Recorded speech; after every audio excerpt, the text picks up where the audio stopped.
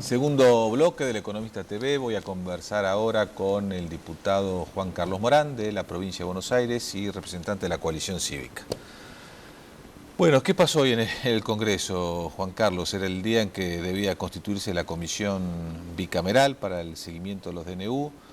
Finalmente se constituyó, pero fue impugnada judicialmente por el oficialismo. Sí, desde lo legislativo se dio un paso más en el control sobre las decisiones de Néstor Kirchner, que la oposición no está de acuerdo. Concretamente, hoy se logró constituir la comisión bicameral de tratamiento de los decretos de necesidad de urgencia y a su vez se sacó un dictamen por unanimidad sin la participación sobre 16, 9 fueron, 7 del oficialismo no, y por lo tanto vamos a una sesión para el día miércoles, si Dios quiere, en donde podamos declarar la nulidad, no rechazar, sino declarar la nulidad para que quede claro que tenemos que volver a foja cero y sobre todo la plata tiene que volver a entrar a las reservas del Banco Central. Claro, declarar la nulidad del fondo de desendeudamiento. Exactamente. Eso es lo que aspira a lograr la oposición el día miércoles. Exactamente. Mañana también otra cosa que va a ocurrir por la Comisión de Finanzas que preside Alfonso Pratgay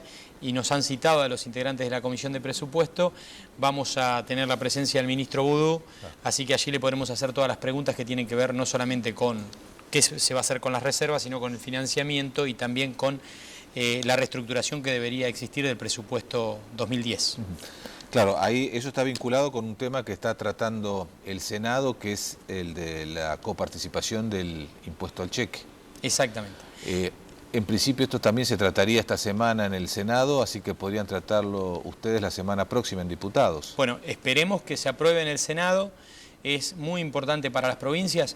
Yo como bonaerense soy consciente, al igual que casi todas las provincias, pero el caso de la provincia de Buenos Aires, que recibe apenas el 20,5% de la coparticipación de los recursos nacionales, es una forma de recuperarse. El impuesto al cheque es un impuesto absolutamente distorsivo, que en un tiempo hay que eliminarlo, que sobre todo es un gravamen complicado para las pymes, para ciertos sectores, pero la realidad es que se cobra y hoy se están recaudando 24.000 millones de pesos al año, solo se coparticipa alrededor del 14 y pico % para las provincias, si metemos todo en la masa coparticipable va el 50%, lo que significa alrededor de 10.000 millones de pesos más.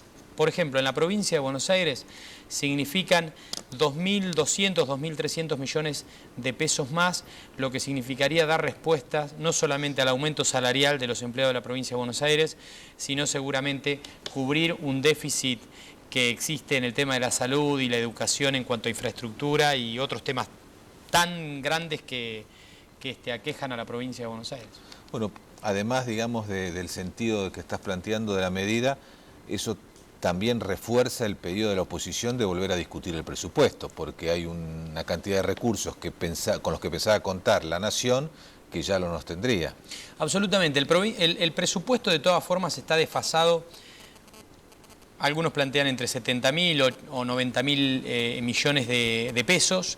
10.000 millones de pesos que vayan hacia las provincias es un acto de justicia. La verdad es que lo que está ocurriendo allí, que no están incluidos en el presupuesto 2010 aumento salarial, por ejemplo, no está incluido el mal llamado subsidio universal a la niñez, porque no es tan universal, no están incluido parte de la deuda, digamos, o sea, por lo tanto el presupuesto hay que reestructurarlo, realmente es un dibujo.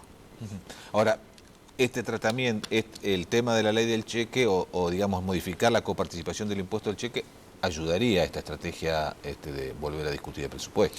Seguro, seguro. No obstante esto, la verdad es que el gobierno kirchnerista se reservó facultades delegadas y superpoderes como para cambiar partidas, reestructurar, y frente a eso ya ha habido reestructuraciones, ¿no? Hace unos días pequeñas reestructuraciones, pero que simbolizan el no entender la crisis. Hace 10 días se reestructuraron, por ejemplo, plata se sacó de un subprograma de asistencia social para llevarlo a remodelación de la Quinta de Olivos y la Casa Rosada.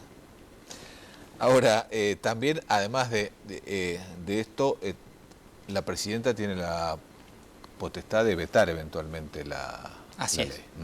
Así ¿Lo es. ves eso posible? ¿Crees que va a haber un nivel de conflictividad muy alto? A Si ver, lo has tenido en este caso y en otros que es pueda haber, cierto ¿no? que tiene, yo lo planteaba y muchos decían la coalición cívica, algunos también a mí me acusan, bueno, sos denunciante y aparte sos duro. La verdad yo lo planteaba el año pasado, cuando surgió ese veto a la ley de emergencia que no cobraba retenciones por 180 días en la zona sur, que es una zona triguera fundamentalmente de la provincia de Buenos Aires, y que solo tienen soja de segunda. Yo decía, esto es un símbolo. En realidad lo que está dando una señal Néstor Kirchner es que se viene la vetocracia el año que viene. O sea, gobierno por decreto de necesidad y urgencia. Trabo una de las cámaras, que va a ser el Senado fundamentalmente, en donde, como decía Morales Solá en una editorial hace 15 días, el francotirador basta con que voltee a uno, porque en 37 basta con que traben a uno, aún sin dar quórum, como fue el caso de Menem, como para que los DNU corran con fuerza de ley y en paralelo, si me sancionan una ley porque logran una mayoría en el Senado, se la veto y para insistir necesitan 2/3. O sea, vetocracia y decretocracia, el sistema de Néstor Kirchner para este año, fundamentalmente ignorando el Parlamento. También la Constitución tiene remedios constitucionales si esto es sistemático. Bueno, de todas formas, la agenda del gobierno este año para el Congreso es muy modesta. Quien trae una agenda, digamos, son los partidos que integran la oposición, que quieren producir una cantidad de transformaciones. Y precisamente vos hablabas recién de bueno, que alguien te señalaba tu dureza en algunos planteos. ¿Cómo estás evaluando lo que aparentan ser distintas estrategias de la oposición? En el último programa que vos estuviste, discutiste con el diputado Puerta. Con Puerta. Porque ustedes sostenían en ese momento que debía respetársele a la primera minoría de la Cámara de Diputados la presidencia del cuerpo. Y el peronismo federal planteaba que había que ir por la presidencia del cuerpo. Lo mismo se discutió en Senado. Hay quienes tienen posiciones más duras, quienes no. ¿Cómo estás viendo ese debate? Nosotros vamos a hacer acuerdos parlamentarios para tratar de darle una respuesta a la sociedad. Pero no dejamos de ver que hay una lucha de dos facciones, una desde el oficialismo y otra mostrándose desde la oposición por un mismo modelo pejotista que nos gobernó y que nos aspira a gobernar. Por lo tanto, en eso modelo, perdón, Juan Carlos, lo representa tanto Puerta como de Narváez como Kirchner. Claro, por eso te digo, el modelo pejotista, por el lado del oficialismo me queda claro quiénes teóricamente a tu juicio son opositores, pero que en realidad pertenecen a ese mismo esquema político. Es difícil sintetizar en un minuto, pero defino como modelo pejotista y no como peronista, porque gran parte de las familias que han sido víctimas del modelo pejotista son familias peronistas. Y defino como modelo pejotista el modelo que se basa sobre tres pilares que son el pilar de los viejos punteros o actuales piqueteros que manejan los planes sociales como política focalizada y por lo tanto nunca van a ir a la política universal, que se maneja sobre los varones del conurbano que muchísimas veces son los que protegen o miran para el costado o son conniventes con la droga y el delito, y que finalmente también se manejan sobre el tercer pilar que son los gordos de la CGT. Por lo tanto, nunca esperemos políticas sociales universales, nunca esperemos sindicatos libres y transparentes y nunca esperemos terminar de fondo con el problema de la inseguridad. Para terminar con ese modelo, tiene que venir un modelo que tenga el coraje suficiente para enfrentar a las mafias de la corrupción y al narcotráfico. Y por eso digo, una cosa es los acuerdos parlamentarios y otra cosa es lo electoral. No todo lo que se muestra como oposición quiere hacer un modelo de transformación. Así de que Narváez, es parte del pejotismo. De Narváez estuvo negociando esta semana, ¿qué pasó?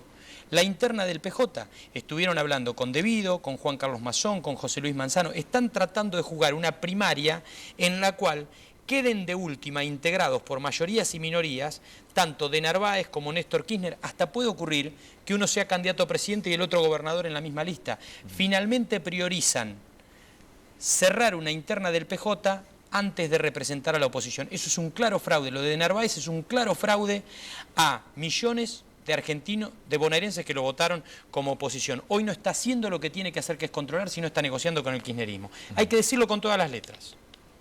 Juan Carlos, para terminar, ¿no se armó demasiado en la opinión pública la idea de que había una oposición? En realidad se tratan de distintas expresiones opositoras.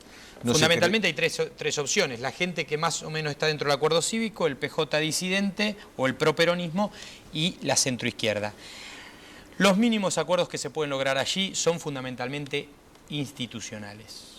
Después entra a resquebrajarse. Pero lo peor es que semana a semana hay bloques que caen en la trampa de la demora y Kirchner que toca dentro de algún bloque a algunos para debilitarlos. Esa unidad no puede ser para no funcionar, tiene que ser una unidad, aunque se pierda algún diputado, para funcionar.